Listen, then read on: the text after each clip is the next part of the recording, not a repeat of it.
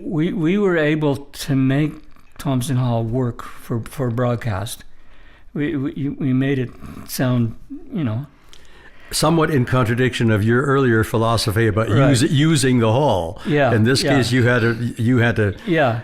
Well, we were using the hall, but we were sort of helping it a lot.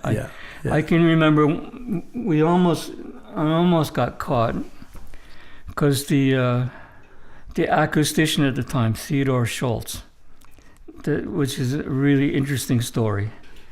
At one point he was up because they kept tuning the hall. Remember they had those plexiglass dishes, and he would come and they would change this one 3 degrees to the north sort of thing, and that sort of, and it wasn't really working. And at one point he was a symphony rehearsal, and he stopped by the booth, and in the rack of equipment behind me, I had this big EMT 245 digital reverb unit, you see.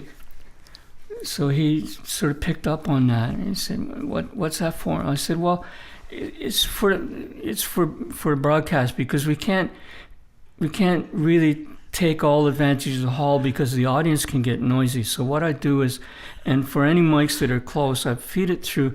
I can duplicate the sound that you've created in a hall with the reverb, and then I can just selectively sweeten certain microphones with this." And he bought it. He bought it, yeah. And he left, and and the producer was beside me, was just killing themselves laughing, And then shortly afterwards, remember the old stage manager for the Toronto Symphony, Reggie Taylor? Reggie was a great fan. He was really great.